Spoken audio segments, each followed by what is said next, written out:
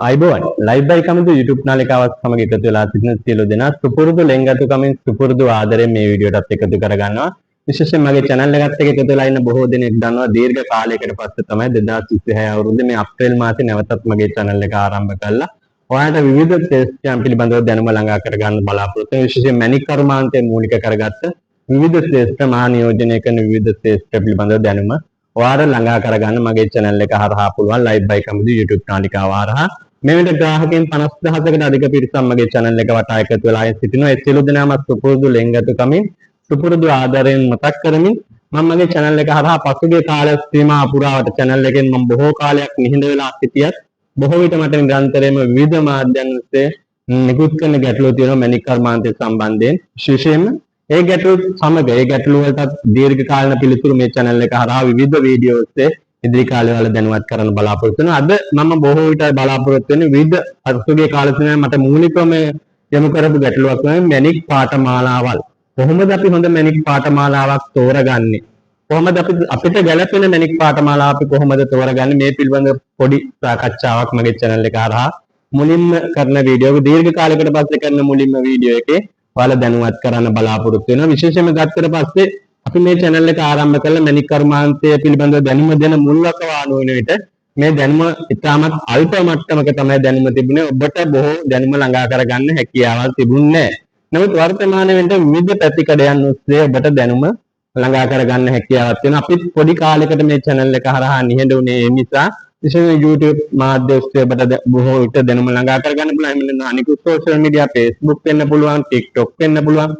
මේ විවිධ පැතිකඩයන් ඔස්සේ ඔයාලා දැන් බොහෝ දුරට මේ දැනුම ළඟා කරගන්න හැකියාවක් තියෙනවා. ඒ වගේම විශාල දැනුම් පරාසයකට යෑමේ හැකියාවක් තියෙනවා. මේ අතර බොහෝ දෙනෙක් මේ දැනුම ළඟා කරගන්න තෝරා ගන්නා මාධ්‍යයක් මේ මැණික් පාඨමාලාව. මම මගේ වීඩියෝ ගන්නාක බොහෝ දුරට ඔබට අනුමත කරපු දෙයක් තමයි ඔබ මැණික් කර්මාන්තයට ආධුනිකයෙකු වගේ එකතු වෙනවා නම් මැණික් පාඨමාලාවක් සිදු කර ගැනීමේ තියෙන වැදගත්කම් පිළිබඳව ඔබත් එක්ක සාකච්ඡා කරා. එනිසා තමයි මම මේ වීඩියෝ එක පුරාවට ඔබට සහාය වෙන්න බලාපොරොත්තු වෙන්නේ. කොහොමද ඔබ සුදුසු මැණික් පාඨමාලාවක් තෝරගන්නේ? විශේෂයෙන්ම ආධුනික කෙනෙකුට මේක ලොකු ගැටලුවක් වෙනවා. අපි මොන විදිහේ ශ්‍රේෂ්ඨයකටද එන්නේ? මොන විදිහේ දෙයක්ද තියෙන්නේ? මේ මොන විදිහේ ප්‍රතිලාභයක්ද මේ පාඨමාලාවක් අවසානයේ අපිට ලැබෙන්නේ කියන කරුණ පිළිබඳව හොඳට දැනුවත් වෙලා තමයි ඔබ මේ පාඨමාලාවට ළඟා කරගන්න පාඨමාලාවක් තෝරා ගන්න අවශ්‍යතාවය තියෙන. විශේෂයෙන් ගත්තට පස්සේ අතීතයේ ඉතාමත් සීමිත කුඩා ගුරුවරුන් සංඛ්‍යාවක් එනවා. ජාතික මැණික් හා ස්වර්ණාභරණ අධිකාරී සීමිත ආයතන සංඛ්‍යාවක මේ මැණික් පිළිබඳව හැදෑරීමට සිදු කරත් වර්තමානයේ විට විවිධ පැතිකඩයන් ඔස්සේ විවිධ ශ්‍රේෂ්ඨ ආවරණය කරමින් ඔබට මැණික් පිළිබඳව දැනුම ළඟා කර ගැනීමට හැකියාවක් තියෙනවා. ඒ වගේම විවිධ තාක්ෂණික මේ බලම් විවිධ මැණික් පරීක්ෂා කරන උපකරණ මේ පිළිබඳව විවිධ පැතිකඩයන් ලෝක මට්ටමේ මැණික් කර්මාන්තය සිද්ධ වෙන්නේ කොහොමද මේ පිළිබඳව විශාල දැනුමක් තියෙන පිරිසක් තමයි මැණික් පාඨමාලාවල් සිදු කරන්නේ. ඒ පාඨමාලාවල් ගත්තට පස්සේ ඒ පාඨමාලාවල් සිදු කරන අයගේ ගුණාත්මකතාවය පිළිබඳව මට කිසිම ගැටලුවක් නැහැ. නමුත් ඔබට ඒක සුවිශේෂී අවස්ථාවක්. ඔබ තමයි තීරණය කළ යුත්තේ ඔබට සුදුසු පාඨමාලාව කුමක්ද කියලා. විශේෂයෙන්ම මුලින්ම තේරුම් ගත යුතු දේ තමයි මැණික් කියන දේ ඔබ නිරන්තරයෙන්ම මැණික් කර්මාන්තයට එකතු වෙන්නේ 99ක් මේ තුලින් යම්කිසි ආර්ථික ප්‍රතිලාභයක් ළඟා කරගන්න සුදුසු ආයෝජන මාර්ගයක් විදිහට තමයි මැණික් කර්මාන්තය තෝරගන්නේ. ඒ ඔබ තෝරාගත්ත තීරණය වඩාත් ඵලදායීතාවයකට ලක් වෙන්නේ ඔබ සුදුසු පාඨමාලාවක් තුලින් හරියාකාර දැනුමක් ළඟා කර ගැනීම. මම මුලින්ම මතක් කළා වගේ මමත් මගේ channel එක වටා එකතු වෙලා ඉන්න බොහෝ දෙනෙකුට කියන දෙයක් තමයි ඔබ අනිවාර්යයෙන්ම මැණික් කර්මාන්තයට එකතු වෙලා එනමනම් ඔබ මේ අන්තර්ජාලය සෝෂල් මීඩියා තුලින් මොන මට්ටමක දැනුමක් ළඟා කරගත්තත් ඔබ අනිවාර්යයෙන්ම මැණික් පිළිබඳව පාඨමාලාවක් හැදෑරීම තමයි නිවැරදිම ක්‍රමවේදය. ඒ සඳහා සුදුසුකම් තියෙන පාඨමාලාවක් තෝරා ගන්න.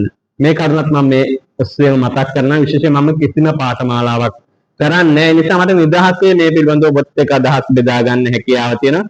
ඒ වගේම ඔබ මේ වීඩියෝ එකෙන් පස්සෙ මගෙන් විමසීම් කරන්න එපා. මොන පාඨමාලාවද හොඳ?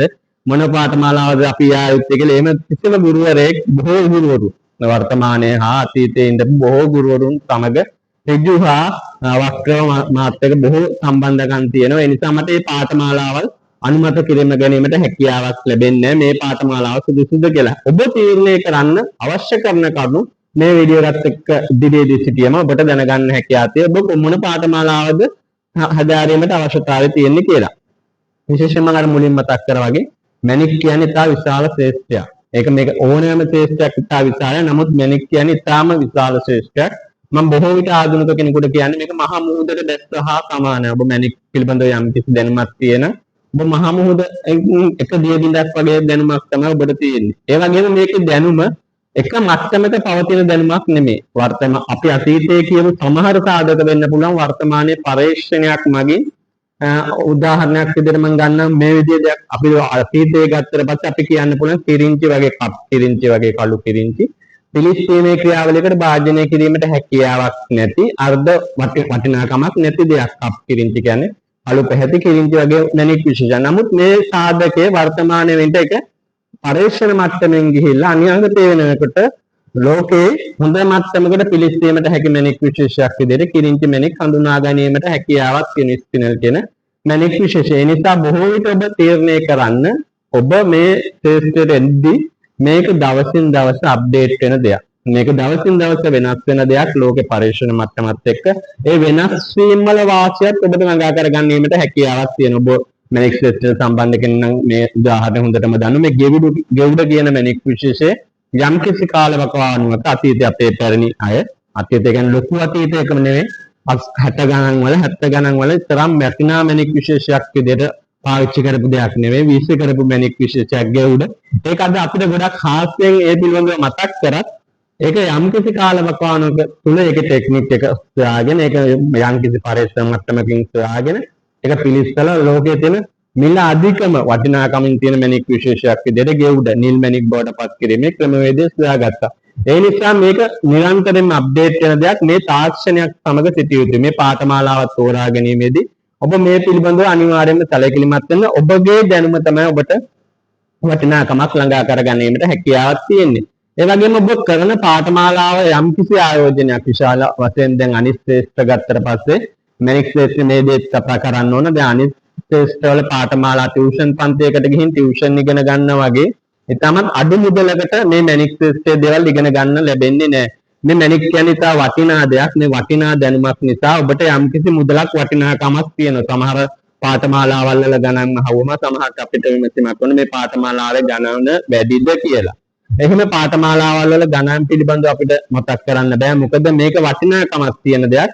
ඔබට ඒ වටිනාකමට පරිලනව නම් ඔබ මේ පාඨමාලාව තෝරගන්න. ඔබට ඒ සඳහා ආයෝජනය කරන්න හැකියාවක් මේක විශේෂයෙන්ම ගත්තම අර මම මුලින් වගේ මේක ලොකු ආයෝජනයක්. ඒ ආයෝජනයේට අවශ්‍ය දැනුම තමයි ඔබට මේ පාඨමාලාව තුලින් ළඟා කරගන්න හැකියාවක් තියෙන. එතෙන්ද තීරණය කරන්න විශේෂයෙන් මේක මේ තරුණ ප්‍රජාවට යන් ජෙනරේෂන් එකේ අලුත් අයට කියන්නේ ඔබට අවුරුදු 30ට අඩු වගේ වචන තේරෙන භාෂාවෙන් හිතුවොත් අවුරුදු 30කට වගේ අඩු අයට නම් මේකේ තියෙන ඕනෑම පරාසයකට ගිහිල්ලා මේ මැණික් පිළිබඳව දැනුම එකතු කරාට ගැටලුවක් නැහැ. යාගේ දැනුම මොන පාඨමාලාවකට ගිහින් එක මැණික් කොහොමද එක්ස්පෝර්ට් එක වෙන්නේ, මේ කොහොමද මේක ගෙවුඩ තාප පිළියම් කිරීම සිද්ධ වෙන්නේ, මැණික් පතල් කර්මාන්තය කුමක්ද සිද්ධ වෙන්නේ, මේ පිළිබඳව ඕනෑම පරාසයකින් දැනුම එකතු කරලා දැනුමට අවශ්‍ය නිසා මේක එකතු කරගත්තට කිසිම ගැටලුවක් නැහැ. නමුත් ඊට වඩා මේක ආයෝජනයක් විදිහට ඔබ මේ පිළිබඳව දකිනවා නම් ඔබට සුදුසු පාඨමාලාව තෝරගන්න. ඒක එතෙන්දී ඔබට මම කියන්න නිර්දේශ ඔබ පෙළඹෙන්නේ මේ මැණික් පාඨමාලාව හැදෑරීම තුළින් ඔබ පෙළඹෙන්නේ පතල් කර්මාන්තයේ නිරත වෙන්න දෙන්න, පතල් පරිසරයේ නිරත වෙන්නද. මෙතනදි බොහෝ දෙනෙක් විමසීමක් කරයි අපි පතල් බහින්න මැණික් පාඨමාලාවක් කරන්න අවශ්‍යද කියලා. ඒක එතෙන්දි වෙන්නේ මෙහෙමයි. මැණික් පාඨමාලාවක් කරන්න ඔබට පතල් කරන්න මැණික් පාඨමාලාවක් අවශ්‍ය වෙන්නේ නැහැ. නමුත් ඔබ පතල් කර්මාන්තයේ නිරත වෙද්දී මැණික් පාඨමාලාවකින් යම්කිසි දැනුමක් ළඟා කරන ආයතනයක් තියෙනවා. එතෙන්දි තමයි ඔබ තීරණය කරන්න ඕන ඔබ පතල් කර්මාන්තයේ නිරත වෙනවනම් මට දැනුම ගන්න තියෙන්නේ මෙන්න මේ ආයතනය. මෙතන තමයි මැණික් හැදෙන්නේ. කොහොමද පසේ මැණික් සංඝටක නිර්මාණය වෙන්නේ? මැණික් මේ වගේ පසක මැණික් නිර්මාණය වෙලා තියෙන ප්‍රවණතාවය වැඩිද? මොන වගේ පරිසරයක් තුලින්ද මැණික් නිර්මාණය කරගන්නේ? ඒ වගේ මැණික් වලට හොඳ මිලක් ළඟා කරගන්න කෝවියගේ දෙකද අපි පතලකින් මැණික් ලැබුණත් යන්න පුළුවන්. මේ වගේ විවිධ පැතිකඩයන් ඔස්සේ ඔබට දැනුම ළඟා කරගන්න හැකියාව තියෙන විශේෂ මම ප්‍රායෝගිකව දකින්න දෙයක් තමයි පතල් කර්මාන්තයට උනත් හොඳ දැනුමක් තියෙනනම් එයාට මේ ඉල්ලම් වල ස්වභාවයත් එක්ක මැණික් කර්මාන්තය පිළිබඳ යම් කිසි රහස් වෙඟි මේ පොළව කැණීම් කිරීමේදී හැකියාව තියෙන ළඟා කරගන්න නිසා ඔබ පතල් කර්මාන්තයේද එහෙම නැත්නම් ඔබ මැණික් කැපීමේ ශ්‍රේෂ්ඨයට බලාපොරොත්තු වෙනද එහෙම නැත්නම් ඔබ ගියුඩ පිළියම් කිරීමද එහෙම නැත්නම් ඔබ ට්‍රේඩින් පැත්ත මැණික් අර ගන්නවා මැණික් වෙළඳාම් කිරීම. එතෙන්දිත් ඔබට හිතන්න පුළුවන් ඔබ මොන විදිහට දෙන්නේ? ඔබ රළු මැණික් ගලක් මිලදී අර ගන්නවා රළු මැණික් ගලක් විදිහට විකුණනවා. ඔබ නැත්නම් මැණික් රළු මැණික් ගලක් ගන්නවා ඔබ කපා උපදමන පිරිසක් අකස් කරගන්න මම නැත්නම් ඔබ කපා උපදමනවා. එහෙම නැත්නම් මැණික් කපන උපදමන කෙනෙකුට දීලා ඔබ කපා උපදමන මැණිකක් විදිහට දරවි කරන්නේ. ඔබ මේ මැණික මොන සීමාවටද අරන් යන්නේ? ඔබ මේක ලාංකීය වෙළඳ පොලේ ලාංකික ව්‍යාපාරිකයෙක් දක්වා අරන් යනවද? එහෙම නැත්නම් ඔබ මේක ජාත්‍යන්තර මට්ටමේ ව්‍යාපාරිකයෙක් දක්වා අරන් යනවද මැණිකේ අවසානය දක්වා? අර මම මුලින් කිව්වා යන් ජෙනරේෂන් එකේ කෙනෙකුට නම් මේ සියලුම ටෙස්ට් පියවරෙන් පියවරට ගැලපෙන විදිහට අධ්‍යයනය කරන්න කාලය තියෙනවා.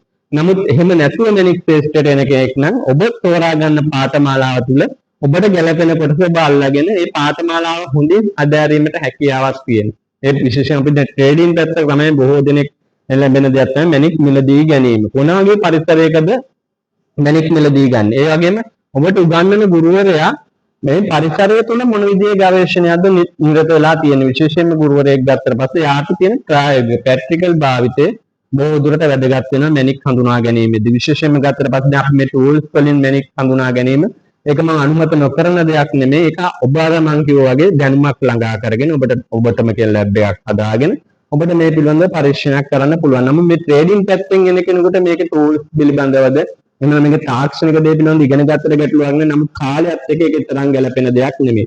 ඔබට පුළුවන් වෙන්න ඕනේ ප්‍රායෝගිකව කොහොමද මැණික් හඳුනාගන්නේ? විදුලි පන්දමකින් සාමාන්‍ය මැණික් පරීක්ෂා කරන අපි කියන රත්නපුරේ ටෝච් එක කියලා. දැන් මේ වගේ සාමාන්‍ය මැණික් පරීක්ෂා කරන ටෝච් තියෙනවා. මේ වගේ විදුලි පන්දමකින් මැණික් ගලක් කොහොමද පරීක්ෂා කරන්න හැකියාව තියෙන කෙන පිළිබඳව සාධකය ඔබට ඇති වෙලා තියෙන්න ඕන. මැණික් පොලක් තුලට ගිහිල්ලා මේ ට්‍රේඩින් පැත්ත ගොඩක් කරනවා නම් නැත්නම් එතෙන්ට ගිහිල්ලා ඔබට මේ ටූල්ස් එහෙම භාවිතා කිරීමේදී ඔබ නිකන් හාස්‍යයට ලක් වෙලා ඒ වගේ දෙයකට ලක් වෙන්න පුළුවන්. සරල උපකරණ කීපයකින් මම නම් කියන්නේ හොඳටම ඇස තමයි හුරු කර ගැනීමට හැකියාව තියෙන්නේ.